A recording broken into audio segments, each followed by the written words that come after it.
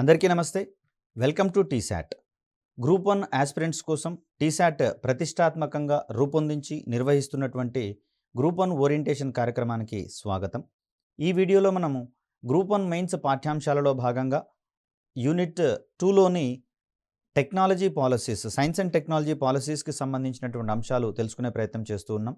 ఇవి mains point of వ్యూలోనే కాకుండా prelims point of వ్యూలో కూడా అత్యంత కీలకమైనటువంటివే. ఎందుకంటే ఇదే సిలబస్ మనకు అక్కడ రిఫ్లెక్ట్ అవుతుంది కాబట్టి ప్రిలిమ్స్ కమ్ మెయిన్స్ ఓరియంటేషన్లో వీటిని మనం మిక్స్డ్ స్ట్రాటజీ తోటి ప్రిపేర్ కావాల్సినటువంటి అవసరం ఉంటుంది కాబట్టి వీటికి సంబంధించినటువంటి అంశాలన్నింటినీ కూలంకషంగా తెలుసుకునే ప్రయత్నం చేద్దాం. ఈ వీడియోలో మనము science and technology innovation policy 2013కి సంబంధించినటువంటి అంశాలు తెలుసుకునే ప్రయత్నం చేద్దాం. అంటే గతంలో పాలసీస్కి సంబంధించినటువంటి అంశాలను చూస్తే ఒక క్రమానుగతమైనటువంటి ఒరవడి కనిపిస్తుంది. తొలి రెండు కూడా సైన్స్ పాలసీస్ కాగా 1993 నుంచి టెక్నాలజీ పాలసీగా చెప్పుకుంటున్నాం. అదేవిధంగా 2003ది కూడా science and technology policy.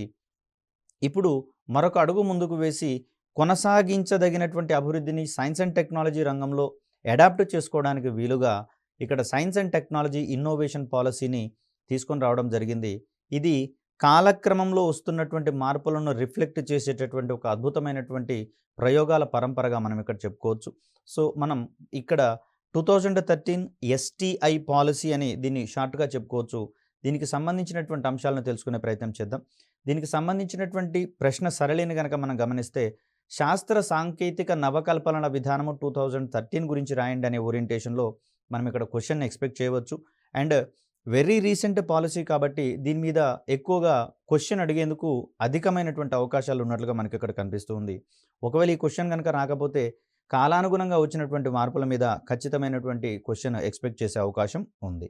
Science and technology and innovation పాలసీకి సంబంధించి ఏ విధమైనటువంటి రూపొందించే క్రమంలో ఏ విధమైనటువంటి స్ట్రాటజీ అవలంబించారనే అంశాన్ని ఒకసారి పరిశీలించే చూద్దాం.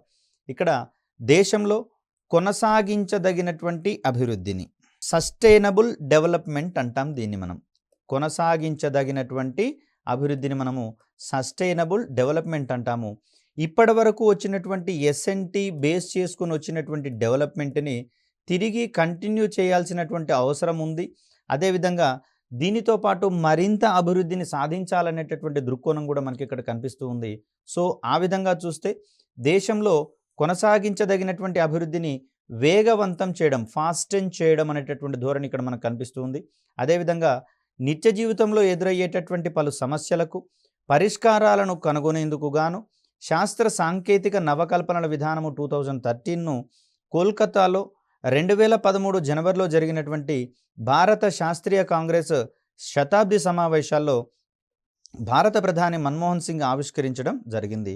ఇక్కడ ఎస్ఎన్టీ పాలసీస్ని ఇటీవలి కాలంలో గమనిస్తే ఒక కొత్త ధోరణి అనేది కనిపిస్తూ ఉంది. వీటిని ఐఎస్సిఏ, దీన్ని మనం ఇండియన్ సైన్స్ కాంగ్రెస్ అసోసియేషన్గా చెప్తున్నాం కదా. భారత శాస్త్రీయ కాంగ్రెస్ సమావేశాలలో వీటిని భాగంగా చేస్తూ ఈ సైన్స్ అండ్ టెక్నాలజీ పాలసీస్ని ఆవిష్కరించడం జరుగుతూ ఉంది. ప్రధానుల సమక్షంలో, ప్రధానుల చేతుల మీదుగా మనం ఇక్కడ చేసుకుంటూ ఉన్నాం. ఇదే దృక్కోణాన్ని కనుక మనం ఇక్కడ గమనిస్తే 2013లో జరిగినటువంటి ఇండియన్ సైన్స్ కాంగ్రెస్ అసోసియేషన్ శతాబ్ది సమావేశాలలో దీనికి సంబంధించినటువంటి లాంచింగ్ అనేది భారత ప్రధాని మన్మోహన్ సింగ్ గారి చేతుల మీదుగా ఆవిష్కరించబడినట్లుగా మనకి ఇక్కడ కనిపిస్తూ ఉంది. సో ఇక్కడ సైన్స్ పాలసీస్ యొక్క ప్రాధాన్యత ఎక్కువగా ఉంటున్నటువంటి దరిమిల మనకు ప్రాచీన కాలం అంటే ప్రాచీన సమయం నుంచి కూడా మనకు భారతదేశంలో శాస్త్రీయ రంగం పట్ల ప్రజలను పురోభివృద్ధి బాటలో ప్రయాణింపజేసేటటువంటి క్రమంలో ఏర్పడిన ఒక ఆర్గనైజేషన్గా మనకి ఇక్కడ ఇండియన్ సైన్స్ కాంగ్రెస్ అసోసియేషన్ కనిపిస్తూ ఉంది. కాబట్టి దీని మార్గదర్శనం కూడా కొంత ఎస్ఎన్టీ పాలసీల మీదుగా ఉన్నట్లుగా మనకి ఇక్కడ కనిపిస్తుంది. కాబట్టే ఈ సైన్స్ అండ్ టెక్నాలజీ పాలసీస్ని ఈ సమావేశాలలో ఆవిష్కరించడం జరుగుతుందనేటటువంటి అంశాన్ని ఇక్కడ మనం గమనించాలి. సో దీనికి సంబంధించినటువంటి లక్ష్యాలు ఏ విధంగా ఉన్నాయనే అంశాలు చూస్తే ఇక్కడ 2011 నుంచి 2020 దశాబ్దంలో పరిశోధన మరియు అభివృద్ధి కార్యక్రమాలలో స్థూల వ్యయము, గ్రాస్ ఎక్స్పెండిచర్ని జీడిపిలో 2% పెంచేటటువంటి దృక్కోణం ఒకటి. అదేవిధంగా ఇందుకోసము ప్రైవేట్ రంగ భాగస్వామ్యాన్ని సైతం ప్రోత్సహించడం మరియు మానవ వనరులను రాబోయే 5 సంవత్సరాలలో ప్రస్తుతం ఉన్నటువంటి సంఖ్యకు కనీసం 66% పెంచేటటువంటి క్రమంతో ఈ విధానం రూపొందించబడింది అనేటటువంటి అంశాన్ని ఇక్కడ మనం చూస్తాం. ఇంత క్రితమే చెప్పుకున్నాం, దేశంలో కొనసాగించదగినటువంటి అభివృద్ధిని శాస్త్ర సాంకేతిక రంగం యొక్క తోడ్పాటుతో చేయాలనేటటువంటి దృక్కోణం ఇక్కడ మనకు కనిపిస్తుంది. అందుకు సంబంధించి దీని యొక్క ప్రాధాన్యతలన్నీ కూడా ఆ కోణంలోనే ఉన్నట్లుగా మనం ఇక్కడ గమనించాల్సి వస్తుంది. యాక్చువల్గా ఒక రంగం అభివృద్ధి చెందాలి అంటే దాంట్లో R&D యాక్టివిటీస్ అనేది ఎక్కువ మొత్తంలో చేయాల్సి వస్తుంది. మరి R&D యాక్టివిటీస్ని ఎక్కువ మొత్తంలో పెంపొందింప చేయడానికి గాను అందుకు అవసరమైనటువంటి వ్యయాన్ని సైతం గణనీయమైనటువంటి స్థాయిలో చేపట్టాల్సి వస్తుంది. అయితే ప్రస్తుతం ఉన్నటువంటి వ్యయంలో ఈ స్థూల వ్యయాన్ని జీడిపిలో 2%కి పెంచాలనేటటువంటి లక్ష్యం అనేది మనకి ఇక్కడ కనిపిస్తూ ఉంది. అంటే ప్రస్తుతము ఈ 2% కంటే కూడా తక్కువ వ్యయాన్ని చేపడుతున్నటువంటి క్రమం ఇక్కడ మనకు కనిపిస్తూ ఉంది. సో ఈ విధంగా 2% వరకు జీడిపిలో వ్యయాన్ని పెంచాలి అంటే ప్రైవేట్ రంగ భాగస్వామ్యం కూడా ఉండాలనేటటువంటి సదుద్దేశం అనేది మనకి ఇక్కడ కనిపిస్తూ ఉంది. ఫలితంగా ఈ రెండింటి యొక్క ఆస్పెక్ట్స్ని మనము బేరీజు వేసుకుంటూ చూస్తే రాబోయేటటువంటి 5 సంవత్సరాల కాలంలో ప్రస్తుతం ఉన్నటువంటి మానవ వనరుల ప్రమేయాన్ని 66% వరకు పెంచాలనేటటువంటి సదుద్దేశము మనకి ఇక్కడ కనిపిస్తూ ఉంది. సో వీటికి సంబంధించినటువంటి మరిన్ని అంశాలు తెలుసుకునే ప్రయత్నం చేద్దాం. ఇక్కడ లక్ష్యాలకు సంబంధించినటువంటి అంశాలను చూస్తే పరిశోధనలు, రీసెర్చ్, నవకల్పనలను, ఇన్నోవేషన్స్ని మహిళలు, ప్రత్యేక అవసరాలు గలవారు మరియు సామాజికంగా నిరాదరణకు గురయ్యేటటువంటి వర్గాల వారికి అందుబాటులోకి తేవడం అనే లక్ష్యం ఇక్కడ కనిపిస్తుంది. గతంలో 2003 పాలసీస్కి కనుక సంబంధించి మనం చూస్తే మహిళలు మరియు వెనుకబడినటువంటి తరగతులకు సంబంధించి మాత్రమే మనం అక్కడ ప్రాధాన్యతని ఇవ్వడం జరిగింది, మహిళలు మరియు వెనుకబడినటువంటి తరగతుల వారికి. సో ఇక్కడ 2013 విషయానికి వచ్చేసరికి ప్రత్యేక అవసరాలు కలిగిన వారు లేదా సామాజికంగా నిరాదరణకు గురయ్యేటటువంటి వారు, అంటే CWSN వర్గాలు అని చెప్పేసి అంటాము, లేదా పర్సన్స్ విత్ స్పెషల్ నీడ్స్ అనేటటువంటి పేరుతో దీన్ని ఇక్కడ మనం పిలుస్తాము. వీళ్ళనే మనం దివ్యాంగులుగా పిలుస్తున్నటువంటి తరుణంలో ఇక్కడ వీరి యొక్క అవసరాలను తీర్చేటటువంటి ఉపకరణాలు సైతం శాస్త్ర సాంకేతిక నవకల్పనల ద్వారా చేపట్టి వారికి అందజేయాలనేటటువంటి సదుద్దేశం మనకి ఇక్కడ కనిపిస్తూ ఉంది. సో ఇక్కడ మరొక అంశాన్ని కనుక చూస్తే అన్ని సామాజిక రంగాల వారిలో శాస్త్రీయ విజ్ఞాన తృష్ణను వ్యాపింప చేయడము.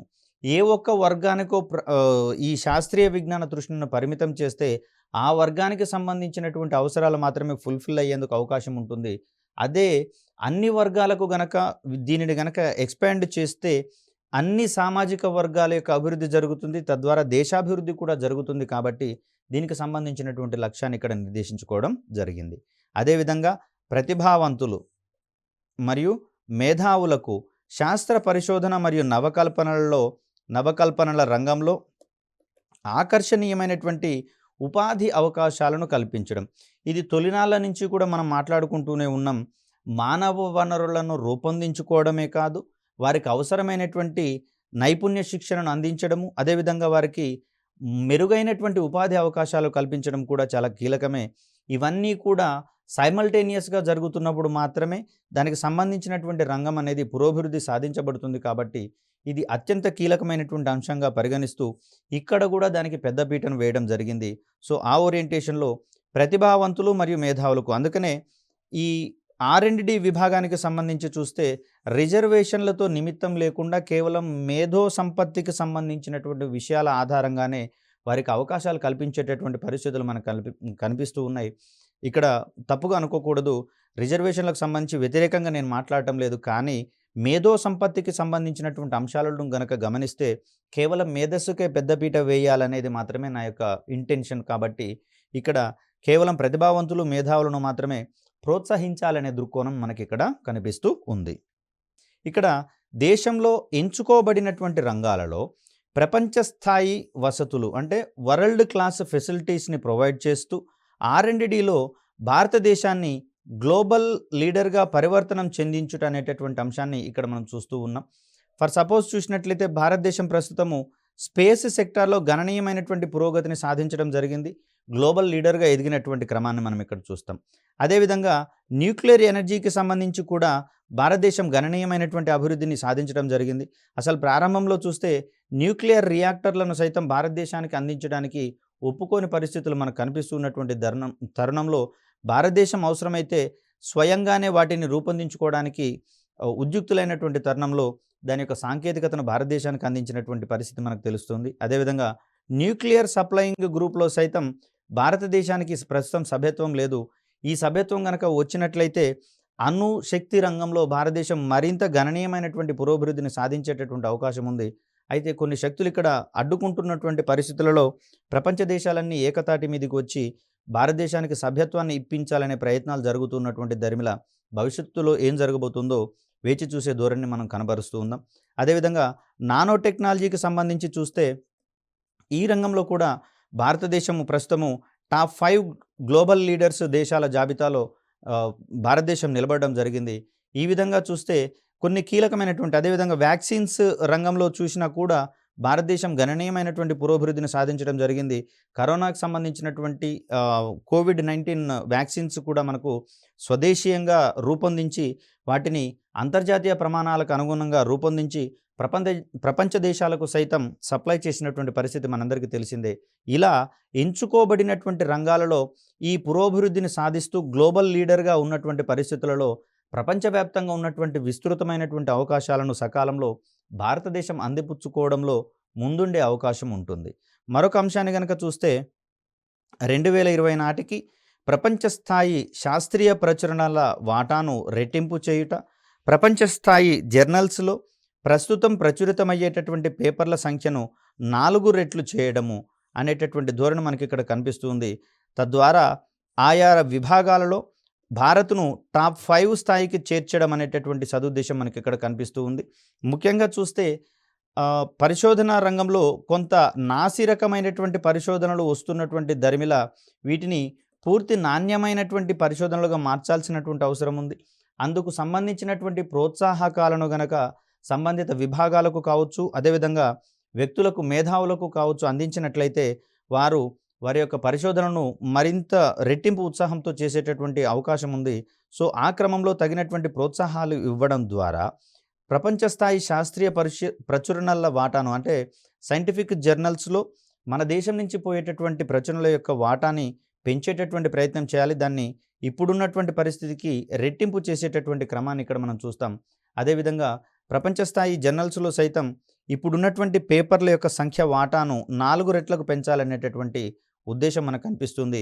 కేవలం వీటిని శాస్త్రీయ ప్రచురణల వాటాను రెట్టింపు చేయడము మరియు జర్నల్స్లో ప్రచురితమయ్యే పేపర్ల సంఖ్యను 4 రెట్లు చేయడం ద్వారా భారతదేశము టాప్ 5 పరిస్థితికి చేరేటటువంటి క్రమాన్ని ఇక్కడ మనం చూస్తూ ఉన్నాం. సో దీనికి సంబంధించినటువంటి సమయాన్ని 2020గా నిర్దేశించుకోవడం జరిగింది. మరి ఇక్కడ వచ్చిందా రాలేదా అనేటటువంటి అంశంలో మరొక క్వశ్చన్ని ఫ్రేమ్ చేసుకున్నాం మనం. భారతదేశం ఇంకా శాస్త్ర సాంకేతిక రంగంలో వెనుకబడి ఉంది, దానికి సంబంధించినటువంటి కారణాలను వివరించండి అనే ఓరియంటేషన్లో క్వశ్చన్ రావడం జరిగింది. సో దానికి సంబంధించినటువంటి అంశాన్ని తెలుసుకునేటటువంటి క్రమంలో దీనికి సంబంధించినటువంటి కంటిన్యూషన్ విభాగాన్ని మనం తెలుసుకునే ప్రయత్నం చేద్దాం. నూతన విధానాలతో దట్ మీన్స్ న్యూ అప్రోచెస్తో హై రిస్క్ ఇన్నోవేషన్స్కి సంబంధించినటువంటి అంశాలను శాస్త్ర సాంకేతికత ఆధారంగా అభివృద్ధి పరచడం అనేది మనకి ఇక్కడ కీలకమైనటువంటి అంశంగా కనిపిస్తూ ఉంది. ఆధునిక సాంకేతిక యుగంలో నిరంతరము దైనందిన జీవితంలో వచ్చేటటువంటి సవాళ్ళు ఎంతో ప్రమాదకరంగా పరిణమిస్తున్నటువంటి క్రమంలో వాటన్నిటికీ సంబంధించినటువంటి పరిష్కార మార్గాలను శాస్త్ర సాంకేతిక రంగం ఆధారంగానే తీర్చుకోవాల్సి వస్తుంది. కాబట్టి ఇక్కడ హై రిస్క్ ఇన్నోవేషన్స్ అనేవి మనకు అత్యంత కీలకమైనటువంటి అంశాలుగా కనిపిస్తూ ఉన్నాయి. ఎటువంటి రిస్కీ కార్యక్రమాలకు సంబంధించి అయినా చూస్తే మనము వాటి యొక్క ఇన్నోవేషన్స్ని దానికి మించినటువంటి తీవ్రతతో చేయాల్సి వస్తుంది. ఫర్ సపోజ్ చూస్తే సైబర్ క్రైమ్కి సంబంధించినటువంటి అంశాలను కనుక మనం గమనిస్తే ఈ విషయాలలో మనం నిరంతరం అప్రమత్తంగా కనుక లేకపోతే జరిగేటటువంటి నష్టాలు గణనీయంగా ఉండేటటువంటి అంశం ఉంది. అదేవిధంగా మరింతమంది ఈ సైబర్ క్రైమ్కి సంబంధించినటువంటి అంశాలలో తర్ఫీదుని పొంది మరింత కష్ట నష్టాలకు గురి చేసేటటువంటి అవకాశాలు ఉన్నాయి. కాబట్టి ఇక్కడ మనకు జీవ దాడులు లేదా బయోవార్స్ అంటాము, ఇవి ఏ విధంగా అయితే ప్రమాదకరంగా పరిగణిస్తూ ఉన్నాయో ఎటువంటి ఆనవాళ్ళు చిరునామాలు లేకుండానే సైబర్ క్రైమ్లో పార్టిసిపేట్ చేసేటటువంటి వ్యక్తుల జాబితా నిరంతరం పెరుగుతూ ఉన్నటువంటి తరుణంలో ఇక్కడ ప్రభుత్వాలు సైతం అందుకు ధీటైనటువంటి విభాగాలను డెవలప్మెంట్ చేసుకోవాల్సినటువంటి అవసరం ఉంది. కాబట్టే ప్రస్తుతము ఎథికల్ హ్యాకింగ్ అనేటటువంటిది అత్యంత కీలకమైనటువంటి అంశంగా మనకి ఇక్కడ పరిగణిస్తున్నటువంటి తరుణంలో ఇది కూడా ఐసీటీకి సంబంధించి లేదా ఐటీకి సంబంధించినటువంటి ఒక అనువర్తనంగా కనిపిస్తూ ఉంది. సో సైబర్ క్రైమ్ యొక్క పరిష్కార మార్గాలన్నీ కూడా మనకు దాదాపుగా ఎథికల్ హ్యాకింగ్లో దొరికేటటువంటి అంశంగా మనం ఇక్కడ చూస్తూ ఉన్నాం. సో ఇవి ఎన్ని నూతనమైనటువంటి ధోరణులలో సవాళ్ళు ఎదురవుతూ ఉంటే అంత వినూత్నమైనటువంటి ధోరణులలో హై రిస్క్ ఇన్నోవేషన్స్ని చేయాల్సినటువంటి ఆవశ్యకతను ఇది మనకు తేటతెల్లం చేయడం జరుగుతూ ఉంది. అదేవిధంగా చూస్తే ఆవిష్కరించబడిన పరిశోధన మరియు అభివృద్ధి నవకల్పనలను సామాజిక అవసరాలకు మరియు వాణిజ్య అవసరాలకు వినియోగించేటటువంటి క్రమాన్ని మనం ఇక్కడ చూస్తూ ఉన్నాం. సో దీనికి ఎగ్జాంపుల్ని కనుక మనం గమనించినట్లయితే శాటిలైట్ టెక్నాలజీ ఆధారంగా మనము గగన్ వ్యవస్థను ఏర్పాటు చేసుకోవడం జరిగింది. గగన్ వ్యవస్థ. సో ఇక్కడ దీన్ని మనము జీపీఎస్ ఎయిడెడ్ జియో ఆగ్మెంటెడ్ నావిగేషన్గా మనం ఇక్కడ చెప్పుకుంటూ ఉంటాం. అంటే జీపీఎస్ ఉపగ్రహాల ఆధారంగా ఇక్కడ నావిగేషన్ వ్యవస్థను మనము ఏర్పాటు చేసుకునేటటువంటి వ్యవస్థగా ఇది మనకు కనిపిస్తూ ఉంది. దీన్ని ఎయిర్పోర్ట్స్ అథారిటీ ఆఫ్ ఇండియా మరియు ఇస్రో వారు సంయుక్తంగా ఏర్పాటు చేసినటువంటి ఒక ప్రోగ్రాంగా మనకి ఇక్కడ కనిపిస్తూ ఉంది. ఇక్కడ విమానాల రాకపోకలను గుర్తించేటటువంటి క్రమంలో వాటి మీద నిరంతరం నిఘా ఉంచాల్సి వస్తుంది. సో అందుకు అనుగుణంగా దేశవ్యాప్తంగా కొన్ని నిఘా సంస్థలను లేకపోతే వీటికి సంబంధించినటువంటి పర్యవేక్షణకు సంబంధించినటువంటి గ్రౌండ్ స్టేషన్స్ను ఎస్టాబ్లిష్ చేసుకొని వాటి ద్వారా విమానాల యొక్క రాకపోకలకు సంబంధించి నిరంతరము నిఘాను ఉంచడం జరుగుతుంది. అవి ఏ విధంగా వాటి యొక్క పొజిషన్స్ అయితే మార్చుకుంటాయో ఆ పొజిషన్స్ని ఖచ్చితంగా అంచనా వేస్తూ గగనతలంలో కావచ్చు, భూతలంలో కావచ్చు జరగబోయేటటువంటి ప్రమాదాలను నివారించేటటువంటి సదుద్దేశం మనకి ఇక్కడ కనిపిస్తుంది. అదేవిధంగా విమానాల యొక్క టేకాఫ్ కావచ్చు, ల్యాండింగ్ కావచ్చు సక్రమంగా నిర్వహించాలి అంటే మనకి ఇక్కడ గగన్ వంటి వ్యవస్థలు అత్యంత కీలకమైనటువంటి అంశాలుగా పరిగణించబడుతూ ఉన్నాయి. తద్వారా విమానయాన రంగాన్ని మరింత బలోపేతం చేసేటటువంటి సదుద్దేశం మనకి ఇక్కడ కనిపిస్తూ ఉంది. ఇవన్నీ కూడా కేవలము సైన్స్ అండ్ టెక్నాలజీకి సంబంధించినటువంటి ఆస్పెక్ట్స్ని సామాజిక అవసరాల కోణంలో తీర్చేటటువంటి క్రమంలో మనకి ఇక్కడ కనిపిస్తూ ఉంది. మరొక అంశాన్ని కనుక మనం చూసినట్లయితే ప్రస్తుతము టీశాట్ కార్యక్రమాలను జీశాట్ 8 ఉపగ్రహం ద్వారా ఇంటి ముంగటికి అభ్యర్థుల యొక్క ఇంటి ముంగటకే ఈ వీడియో క్లాసులను నాణ్యమైనటువంటి వీడియో క్లాసులను రికార్డు చేస్తూ అభ్యర్థుల ముంగిటికే తీసుకొచ్చేటటువంటి క్రమాన్ని కూడా మనం ఇదే ఓరియంటేషన్లో చెప్పాల్సి వస్తుంది. లేదు అంటే మారుమూల ప్రాంతాల్లో ఉన్నటువంటి యువత పట్టణ ప్రాంతాలకు వచ్చి కోచింగ్లు తీసుకొని శిక్షణను పూర్తి చేసుకున్న తర్వాత ఉద్యోగాలకు సన్నద్ధమయ్యేటటువంటి పరిస్థితి చాలా తక్కువగా ఉండే అవకాశం ఉంది. ఎందుకంటే అక్కడ యువతకు ఆదాయ మార్గాలు అనేవి కొంచెం తక్కువగా ఉంటున్నటువంటి పరిస్థితులలో ఇక్కడికి వచ్చి ఉండాలన్నా కోచింగ్ తీసుకోవాలన్న అత్యంత వ్యయభరితమైనటువంటి పరిస్థితులు కాబట్టి దాని యొక్క పరిష్కార మార్గంగా సాంకేతికతను ఆధారంగా చేసుకొని విద్యార్థుల ముంగటికే నాణ్యమైనటువంటి శిక్షణ కార్యక్రమాలు తీసుకొచ్చేటటువంటి ఈ కార్యక్రమాలు కూడా మనకి ఇందుకు సంబంధించినటువంటి అప్లికేషన్స్గా మనం ఇక్కడ చెప్పుకోవచ్చు. ప్రధానంగా చూస్తే సైన్స్ అండ్ టెక్నాలజీ విభాగంలో ఎన్ని లైవ్ ఎగ్జాంపుల్స్ని మనము ఇవ్వగలిగితే మన యొక్క ఎస్సే ప్రజెంటేషన్ అనేది అంత లైవ్గా ఉంటుందనేది మనం గుర్తుంచుకోవాలి. దీనికోసము విస్తృతమైనటువంటి పఠనం చాలా అవసరం. అదేవిధంగా తెలుసుకున్నటువంటి అంశాలను సక్రమమైనటువంటి పద్ధతిలో సరైన చోట ప్రజెంట్ చేయడం కూడా మనకు అక్కడ అవసరమే. కాబట్టి సో ఇక్కడ కొన్ని సందర్భాలలో అవసరమైనటువంటి ఎగ్జాంపుల్స్ను అందించేటటువంటి ప్రయత్నం మనం చేయాల్సి ఉంటుంది.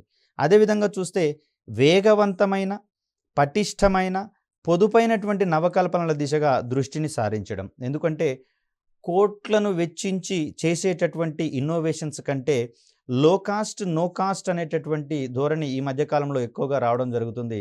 సో తక్కువ కాస్ట్ తోటి పొదుపైనటువంటి వనరుల ద్వారా చేపట్టేటటువంటి నవకల్పనలకు ఎక్కువ ప్రోత్సాహం ఉంటుంది. కాబట్టి ఇక్కడ ప్రజలు అనేవారు పెద్ద ఎత్తున వచ్చేటటువంటి సాంకేతికతలకు గరిష్ట మొత్తాన్ని వినియోగించేటటువంటి తత్వాన్ని కలిగి ఉండరు. ఫర్ ఎగ్జాంపుల్ చూసినట్లయితే స్మార్ట్ ఫోన్స్ విషయంలో చూస్తే గతంలో వీటి యొక్క రేట్స్ అధికంగా ఉన్నటువంటి పరిస్థితులలో ఎవరు కూడా పెద్దగా వీటి పట్ల వినియోగం పట్ల శ్రద్ధ వహించినటువంటి పరిస్థితి. కేవలము ఉన్నత స్థాయి వర్గాలు లేదా ఉద్యోగుల యొక్క చేతులలో మాత్రమే వీటిని కనిపించేవి. కానీ ప్రస్తుతము వీటి యొక్క రేట్స్ కూడా గణనీయంగా తగ్గించినటువంటి పరిస్థితులలో సాధారణ ప్రజానీకం అందరూ కూడా వీలైతే 2 మొబైల్ ఫోన్స్ని లేదా స్మార్ట్ ఫోన్స్ని వినియోగిస్తున్నటువంటి పరిస్థితి మనకు కనిపిస్తుంది వారి యొక్క అవసరాలకు అనుగుణంగా. సో ఇలాంటి పరిస్థితిని కనుక మనం గమనిస్తే వేగవంతమైనటువంటి అభివృద్ధి కావాల్సి వస్తుంది. అదేవిధంగా పటిష్టమైనటువంటి కార్యక్రమాలు కావాల్సొస్తాయి. అదేవిధంగా పొదుపైనటువంటి నవకల్పనల దిశగా కూడా మనం దృష్టి సారించాల్సి వస్తుంది. మరి ఈ కోణాన్ని మనము సామాజిక మరియు ఆర్థిక అభివృద్ధి కోణంలో చూడాల్సి వస్తుంది ప్రతిదాన్ని కూడా. ఈ రెండింట్లో ఏది లోపించినా కూడా ఆ నవకల్పనల యొక్క సదుద్దేశం అనేది మనకు పూర్తి స్థాయిలో వినియోగించడానికి అర్హం కాకుండా పోతూ ఉంది. ఇప్పుడు గతంలో గనక చూస్తే విద్యార్థి స్థాయిలలోనే ఇక్కడ నీటి యొక్క పంపులో లేకపోతే ఓవర్ హెడ్ ట్యాంకులలో కావచ్చు, నీరు పూర్తిగా నిండిన తర్వాత నీరు పొర్లిపోయేటటువంటి పరిస్థితి ఉంది.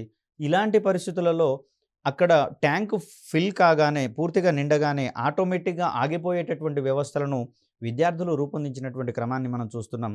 తద్వారా విద్యుత్తు మీద ఉండేటటువంటి గణనీయమైనటువంటి డిమాండ్‌ని తగ్గించేటటువంటి పరిస్థితి మనకక్కడ కనిపిస్తుంది. శక్తి వనరులను పొదుపుగా వాడుకునేటటువంటి ధోరణి కూడా మనకక్కడ కనిపిస్తుంది. కాబట్టి మనం చేసేటటువంటి ప్రతి పని కూడా పటిష్టంగా ఉండాలి, నాణ్యంగా ఉండాలి. అదేవిధంగా పొదుపు మార్గంలో వినియోగించబడేలా ఉండాలని అనేటటువంటి ఓరియంటేషన్ మనకిక్కడ కనిపిస్తుంది. అదేవిధంగా హౌసింగ్ అప్లయెన్సెస్‌ని గనక మనం గమనిస్తే ఇటీవలి కాలంలో 5 స్టార్ రేటింగ్ ఉన్నటువంటి ఉపకరణాలు ఎక్కువగా వినియోగించడం జరుగుతుంది. దీనికి ప్రధాన కారణంగా 5 స్టార్ రేటింగ్ ఉన్నటువంటి ఉపకరణాలు తక్కువ విద్యుత్తుని వినియోగించుకుంటూ మనకు సర్వీసెస్ అందించేటటువంటి క్రమాన్ని మనం చూస్తాం. అదేవిధంగా చూస్తే CRT అంటే క్యాథోడ్ రే ట్యూబ్, దీని తర్వాత మనము LCDకి సంబంధించినటువంటి ఆవిష్కరణలు రావడం జరిగింది.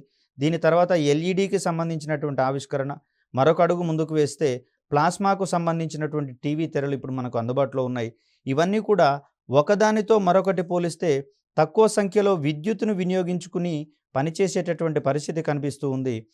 సో ఇక్కడ ఇటువంటి ఉపకరణాలను ప్రజలందరూ కొనుగోలు చేసినట్లయితే పొదుపు చర్యలు పాటించినట్లుగా భావించాల్సి వస్తుంది.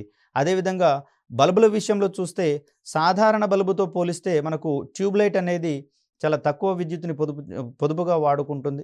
దీనితో కంపేర్ చేస్తే CFL బల్బులు మరింత తక్కువ మొత్తంలో విద్యుత్తుని వినియోగించుకునేటటువంటి క్రమంలో ప్రస్తుతము విద్యుత్ వినియోగాన్ని తక్కువ స్థాయిలోనే వినియోగించుకుంటూ గరిష్ట ప్రయోజనాలు అందించేటటువంటి ఉపకరణాలను అభివృద్ధి చేసుకునేటటువంటి దిశగా మన యొక్క పరిశోధనలు పోతున్నటువంటి పరిస్థితులలో ఇది ప్రస్తుత తరాల యొక్క అవసరాలను తీర్చుకుంటూ భవిష్యత్ తరాలకు శక్తి భద్రతను అందించేటటువంటి కోణం కూడా మనకి ఇక్కడ కనిపిస్తుంది. కాబట్టి సామాజిక ప్రయోజనాలు, అదేవిధంగా ఆర్థిక అభివృద్ధికి దోహదం చేసేటటువంటి ప్రయోజనాలు రెండూ కూడా మనం చేపట్టేటటువంటి ఇన్నోవేషన్స్లో భాగంగా ఉండాలనేటటువంటి సదుద్దేశం మనకి ఇక్కడ కనిపిస్తూ ఉంది.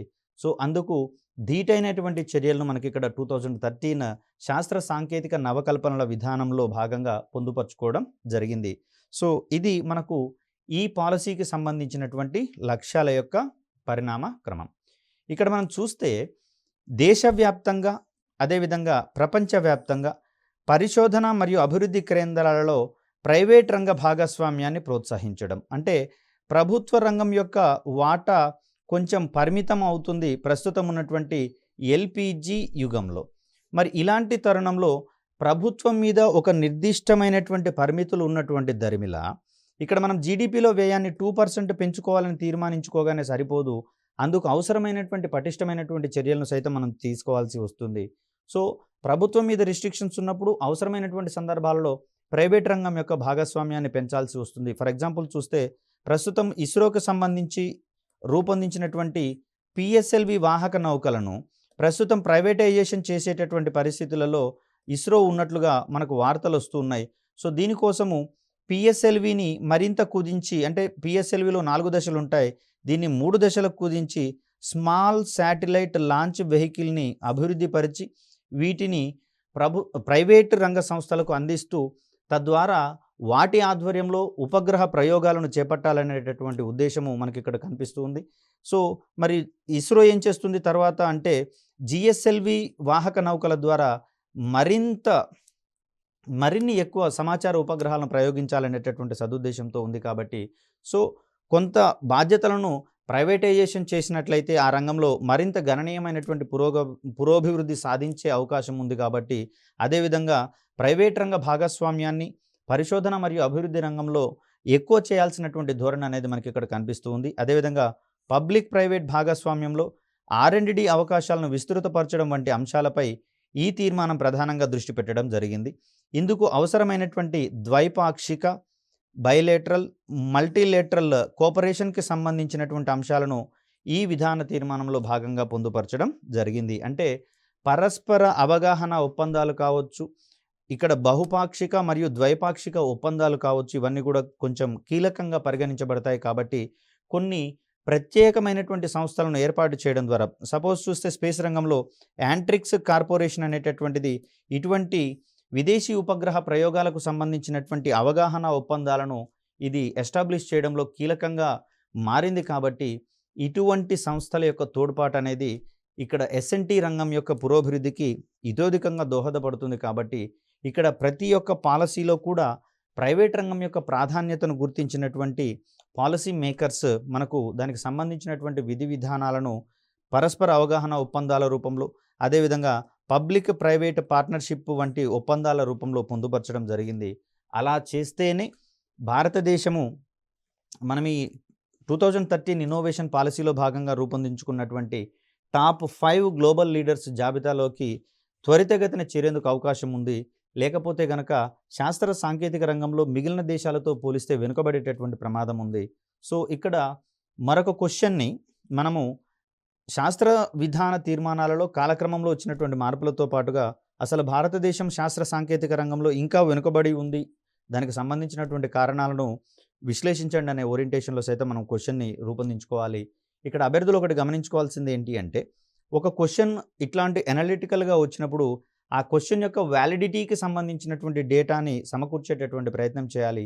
ఫర్ సపోజ్ చూసినట్లయితే శాస్త్ర సాంకేతిక రంగంలో వెనుకబడి ఉందా అంటే, ప్రస్తుతం మనం 2013 పాలసీలో భాగంగా భారతదేశాన్ని టాప్ 5 కంట్రీస్ జాబితాలోకి తీసుకొని వెళ్ళాలనేటటువంటి సదుద్దేశం కనిపిస్తోంది 2020 నాటికి. మరి ఆ పరిస్థితి చూస్తే టాప్ 5 జాబితాలో ఉన్నట్లయితే భారతదేశం శాస్త్ర సాంకేతిక రంగంలో వెనుకబడి ఉన్నట్లుగా మనం భావించలేము. కానీ ఆ క్వశ్చన్ అక్కడ ఇచ్చాము అంటే ఏవో కొన్ని కారణాలు, సపోర్టివ్ పాయింట్స్ ఉంటాయి. కాబట్టి ఏదైనా అంశాన్ని ఇచ్చినప్పుడు గుడ్డిగా సమర్థించవద్దు, అదేవిధంగా గుడ్డిగా దాన్ని విమర్శించవద్దు. కానీ వ్యాలిడ్ పాయింట్స్ ద్వారా దాన్ని వీలైనంత పాజిటివ్ కోణంలో మనం ప్రదర్శించేటటువంటి ప్రయత్నం చేయాలి. సో దానికి సంబంధించినటువంటి మరిన్ని వీడియోలతో మీ ముందుకు వచ్చే ప్రయత్నం చేస్తాం. అప్పటి వరకు సెలవు. ధన్యవాదాలు.